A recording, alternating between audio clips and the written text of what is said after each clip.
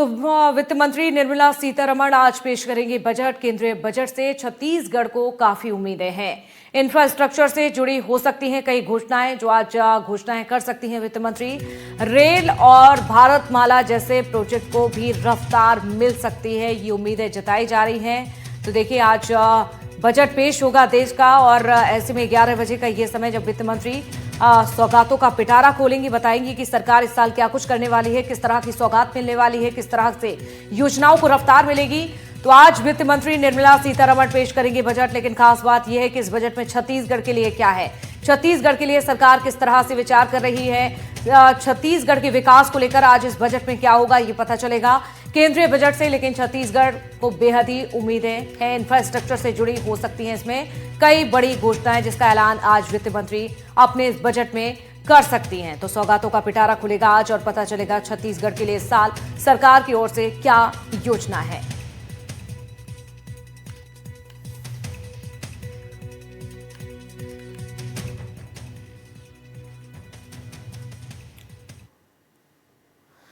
तो देखिए आज देश की अर्थव्यवस्था की दिशा तय करने वाला केंद्र सरकार का आम बजट पेश होने जा रहा है। केंद्रीय वित्त मंत्री निर्मला सीतारमण संसद में सुबह 11 बजे बजट पेश करेंगी।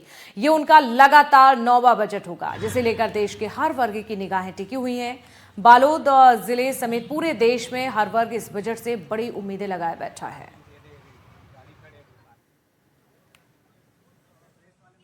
हम एक छात्र ग्रुप में और एक युवा ग्रुप में भारत सरकार से बजट में उम्मीदें करते हैं कि जिस प्रकार से रोजगार की कमी है, तो इससे संबंधित उद्योग खोले जाए, युवाओं को स्किल डेवलपमेंट संबंधित योजनाएं लाई जाए, और इंटर्नशिप की हमारे देश में युवाओं को बहुत कमी है।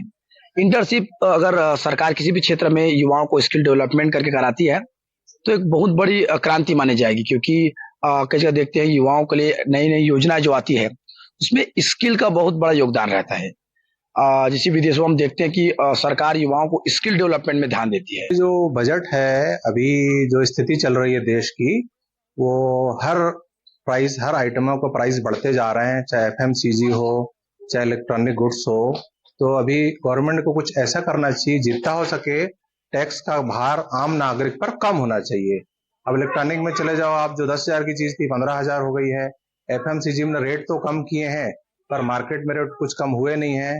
तो कुछ ऐसे रूल्स आने चाहिए। स्टॉक मार्केट में जो पैसे लगा के रखते थे लोग, उस पे 12% टैक्स लगने लगा है, तो हट गए हैं। केंद्र सरकार का जैसा कि मैंने सुना 9वां बजट प्रस्तुत होने वाला है। क्योंकि हम अधिवक्ता हैं, केंद्र सरकार से इस बजट में हम अपेक्षा करते हैं और मांग करते हैं कि इसमें जो युवा, खास करके युवा अधिवक्ता जो इस व्यवसाय में आते हैं, अधिवक्ता के व्यवसाय में, उनको मासिक एक स्टाइपेंड राशि तय की जाए ताकि वो वकालत के कार्य में प्रेरित हो। जिला स्तर पर एक विशाल लाइब्रेरी का निर्माण किया जाए ताकि उनको किताबें आसानी से अध्ययन को मिल पाए। साथ ही सामूहिक बीमा और उनकी लाइब्रेरी की स्थापना के लिए भी सस्ते दरों पर लोन आदि उपलब्ध कराया जाए। निश्चित रूप से अपने काम में वे कसावट लाएंगे और बेहतर न्यायदान की दिशा में बेहतर काम करेंगे। हम केंद्र सरकार से बहुत उम्मीद रखते हैं, और वैसे भी नरेंद्र मोदी जो सरकार है वो किसानों के हित में बहुत अच्छा फैसला ले रहे हैं और किसानों के हित के लिए अच्छा काम कर रहे हैं। हम चाहते हैं कि किसानों को उनके उपज का एमएसपी अच्छा से मिले, और जो खाद का रेट बहुत ज्यादा बढ़ गया है, वो खाद जो है उसमें सब्सिडी ज्यादा प्रदान करे ताकि किसानों को जो लागत, जो मूल्य उपज में ज्यादा हो जा रहा है, वो उनका भरपाई हो सके। और किसान दिन रात बहुत मेहनत करते हैं, और मेहनत करने के बाद में उनकी उपज का लाभ मिले, ऐसे बाजार में व्यवस्था बनाना चाहिए ताकि किसान जो है खुशहाल हो, समृद्ध हो। हमें केंद्र सरकार से ये उम्मीद। तो किसान के नाते गन्ना किसान हूँ। गन्ना मैं 10 साल से खेती कर रहा हूँ, और उसमें लागत ज्यादा था। गन्ना के रेट, समर्थन रेट बढ़ाना चाहिए केंद्र सरकार को, और वहाँ के समर्थन रेट केंद्र सरकार ही गन्ना का रेट, अन्य फसल का रेट बढ़ाते हैं। वैसे गन्ना में लागत ज्यादा बहुत है, रेट बढ़ना चाहिए उसमें। और राज्य सरकार जैसे धान में बोनस देता है, वैसे गन्ना में बोनस देना चाहिए।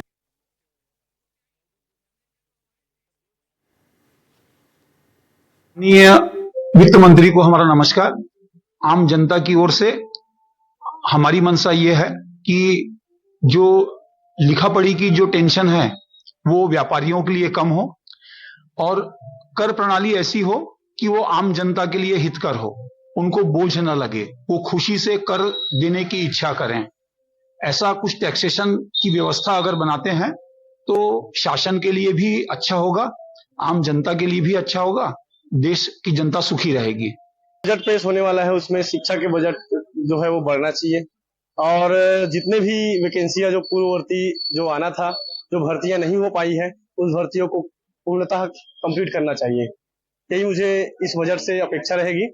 और शिक्षा के क्षेत्र में अगर हम देखें तो ऑनलाइन क्लासेस का जो फीसेस जो टैक्स जो बढ़ाया गया है, आज भारत विकसित राष्ट्र बनने की ओर अग्रसर हो रहा है और यदि किसी राष्ट्र को विकसित बनना है तो उसके लिए सबसे पहले आवश्यक है कि उसके लोग, वहां की जनता स्वस्थ रहे, शारीरिक और मानसिक रूप से, दोनों चीजों से। और ये तभी संभव है जब हमारी स्वास्थ्य सेवाओं में पूर्णतया सुधार हो।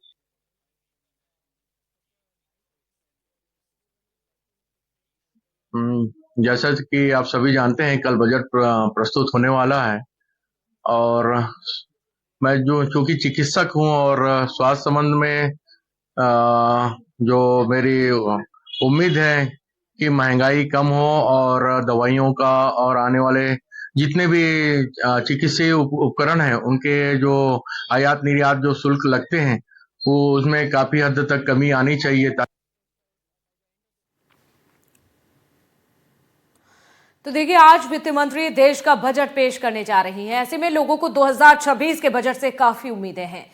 व्यापारी क्या चाहते हैं, बजट से देखिए ये रिपोर्ट। कि वित्त मंत्री निर्मला सीतारमण बजट पेश करने वाली है। इसी बजट को लेकर हम इस वक्त नर्मदापुरम के बाजार में मौजूद हैं। यहाँ लोगों से जानेंगे कि बजट पे लोगों की प्रतिक्रिया कैसा होना चाहिए बजट एक आम पब्लिक के लिए सुविधानुसार होना चाहिए। और पहले भी चूंकि जीएसटी में रेट कम हुए हैं, बहुत राहत दी गई है मार्केट देखते हुए, मगर मार्केट में जो मंदी आ रही है उससे व्यापारी या आम वर्ग उभर नहीं पा रहा है। जीएसटी में रेट कम हुए हैं, 28 से 18% हुए हैं, 12 से 5% हुए हैं, लेकिन चाहते हैं कि इसमें और राहत मिलना चाहिए, आम पब्लिक के लिए सुविधाएं मिलना चाहिए, जो रेट है उनको कंट्रोल में होना चाहिए। यहाँ और भी लोग मौजूद हैं, इनसे जानेंगे कि युवा भी हमारे साथ मौजूद है। बजट कैसा होना चाहिए? बजट में आम नागरिकों को राहत मिलना चाहिए, कुछ खाद्य पदार्थों पे भी दामों में कमी आना चाहिए, पेट्रोल डीजल में भी रेट कम हो, ऐसी उम्मीद है बजट में इस बार हो। तो निर्मला सीतारमण से नर्मदापुरम के लोगों की काफी उम्मीदें हैं और लोगों की उम्मीद ये है कि एक तो आम आदमी को राहत मिले, वहीं व्यापारियों को भी इससे राहत मिलनी चाहिए। संजय दुबे, नर्मदापुरम, एनडीटीवी। देश की वित्त मंत्री निर्मला सीतारमण बजट पेश करने जा रही है। इसको लेके हम आम आदमियों के पास तो जा रहे हैं कि क्या उनकी मांगे हैं, वहीं हम जनप्रतिनिधियों से भी बात करेंगे। हमारे साथ होशंगाबाद नरसिंहपुर संसदीय क्षेत्र के सांसद दर्शन सिंह चौधरी मौजूद हैं। इनसे जानते हैं कि क्या उम्मीदें हैं। सबसे पहले तो मैं बधाई देता हूं, देश के यशस्वी प्रधानमंत्री जी का आभार व्यक्त करता हूं। लगातार 9वीं बार देश में हमारे वित्त मंत्री श्रीमती निर्मला सीतारमण जी के द्वारा यह बजट कल पेश किया जाने वाला है और यह बजट ऐतिहासिक, निर्णायक और विकसित भारत का मॉडल जो आगे जाने वाला है माननीय मोदी जी के नेतृत्व में, उसकी ओर अग्रसर एक कदम होगा।